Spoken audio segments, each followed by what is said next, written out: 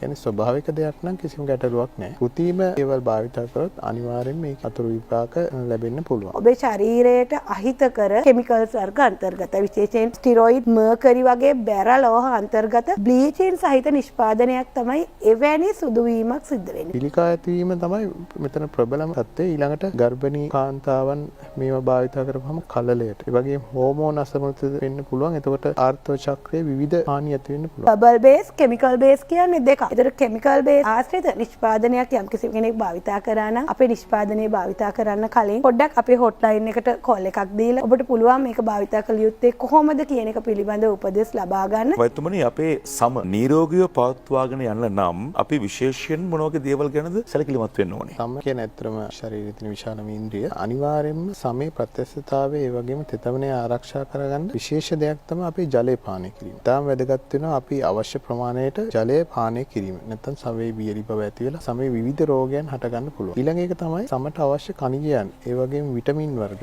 ඒ අවශ්‍යතාවයන්ට සපිරෙන විදිහට පෝෂණයක් ගන්නවා. විශේෂයෙන්ම කොලජන් අවශ්‍යයි. ඒ වගේම විටමින් C අවශ්‍යයි. සමේ ප්‍රත්‍යක්ෂතාවය පවත්වා ගන්න. ඒ වගේ පෝෂණීය අවශ්‍යතාවයත් ඉතාම වැදගත්. අපි මේ සමේ විවිධ ආලේපන වර්ග භාවිත කරනවා. මේවා ස්වභාවික දෙයක් නම් කිසිම ගැටලුවක් නැහැ. කෘතිම ඒවල් භාවිත කරොත් අනිවාර්යෙන් මේ අතුරු විපාක ලැබෙන්න පුළුවන්. ඉතින් ඒ කාරණා ටික තමයි මම හිතන්නේ වැදගත්ම දේ. සම නිරෝගීමත්ව පවත්වාගෙන යාම සම්බන්ධයෙන් කතා කරනකොට රුසිලෝන් ආයතනය ඒ වෙනුවෙන් නිෂ්පාදන පෙළක්ම හඳුන්වා දෙනවා. අපි මොනවා ගැනද කතා කරන්න බලාපොරොත්තු වෙන්නේ? අපි හැම වෙලාවෙම උත්සාහ කරන්න ඕනේ අපේ සුන්දරත්වයේ සෞඛ්‍ය සම්පන්නව කරගන්න. එතනදී ස්වභාවිකත්වයට මුල් තැනක් දෙන්න ඕනේ. ස්වභාවිකත්වයට මුල් තැනක් දීලා කෘත්‍රිමත්වයෙන් තොරව හැඩවෙන්න පුළුවන් නම් ඔබ ආරක්ෂිතයි කියලා මට කියන්න පුළුවන්. රූපලාවන්‍ය ශිල්පිනියක් හැටියට විශේෂයෙන් අපි දන්නවා වර්තමාන වෙළඳපොලේ බොහෝ නිෂ්පාදන තියෙනවානේ. හිතකර අහිතකර කියන දෙආකාරයෙන්ම නිෂ්පාදන තියෙනවා. ඉතින් පාරිභෝගිකයෝ මේ දේවල් මිලදී ගන්න පෙළඹෙනවා. ඒ ඔස්සේ ඒ අයට ලැබෙන ප්‍රතිඵලය යහපත් ප්‍රතිඵලයක් වෙන්නත් පුළුවන්, අයහපත් ප්‍රතිඵලයක් වෙන්නත් පුළුවන්. ඈත කාලේ ගොඩක් අය කැමති සුදු වෙන්න. සුදු වීම හොඳයි. නමුත් ඒ සුදු වීම අහිතකරතා රහිත සුදු වීමක් නම් ඒක වඩා හොඳයි. මොකද සුදු වෙන්න ඕනේ අපි හැම වෙලාවෙම අපේ තියෙන පාටයි වැඩි කරගන්න ඕනේ. කෘත්‍රිම සුදු වීමක් බලාපොරොත්තුෙන් අපි යම්කිසි නිෂ්පාදනයක් භාවිතා කරනවා නම් ඒ නිෂ්පාදනය තුළ ඇත්තටම ඔයා ඒ විදිහේ සුදු වීමක් සිදු වෙනවා නම් පැහැදිලිවම එතන ඔබේ ශරීරයට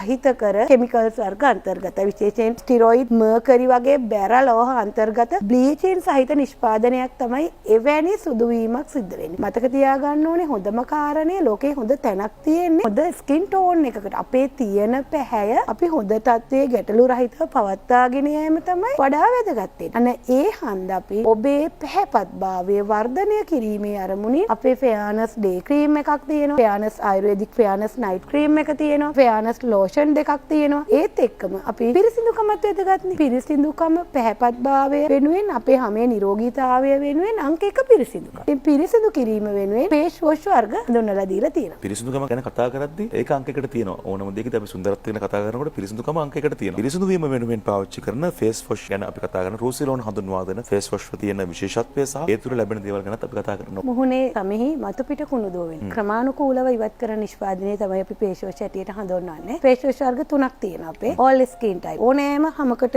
සුදුසු ෆේස් වොෂ් වර්ගය, දෙලුම් සාරය අඩංගු ෆේස් වොෂ් වර්ගය. ඒත් එක්කම තෙල් අධික තමක් තියෙනම් ඔබට ඔයිල් බැලන්ස් කරගන්න ඕනේ අනිවාර්යයෙන්ම. ඉතින් ඒ ඔයිල් බැලන්ස් කිරීමේ අරමුණේ ටී ට්‍රී ෆේස් වොෂ් එක හඳුන්වලා දීලා තියෙනවා. අධික තෙල් සහිත කුරුල තියෙනවා නම් එවැනි අයට අපි ඇක්නි ෆේස් වොෂ් එක හඳුන්වලා දීලා තියෙනවා. මේ ෆේස් වොෂ් වර්ග තුනෙන් ඔබට සුදුසු ඔබේ හැමේ වර්ගය අනුව, ඔබේ හැමේ තියෙන ගැටලු අනුව, ඔබේ හැමේ ස්වභාවය අනුව ඔබට වඩා සුදුසු ෆේස් වොෂ් වර්ගය තෝරා ගැනීමේ හැකියාව තියෙනවා. බ්ලීචින් ආසාදන ගැන මේ තිබෙන අහිතකර තත්ත්වයන් මොනවද කියලා හරියටම දැනගත්තොත් මම හිතන්නේ කට්ටිය පරිස්සම් වෙයි ડોක්ටර්. ලෝකේ විවිධ නිෂ්පාදන තියෙනවා. ඒ බ්ලීචින් කියන කාණ්ඩය ගත්තාම මෙහි අපිට කාණ්ඩ තුනක් හඳුර ගන්න පුළුවන්. එකක් තමයි හයිඩ්‍රොක්විනින් කියන එක. අනිත් කාණ්ඩය තමයි මර්කරි, අනිත් එක කොටිකොස්ටෙරොයිඩ්. ඉතින් මේ හයිඩ්‍රොක්විනින්, මර්කරි කියන එක තමයි මෙතනින් භයානකම. කොටිකොස්ටෙරොයිඩ් වගේ ඒවා ඉන්නේ එතනම ඉන්ජෙක්ෂන් විදිහට එන විදිහට තමයි තියෙන්නේ. ඉතින් ඒ වගේත් විශාල අතුරු ආබාධයන් තියෙනවා. දැන් අද කාලේ අපිට සමාජයෙන් අහන්න ලැබෙනවා. මේ හයිඩ්‍රොක්විනින් හා මර්කරි ගත්තාම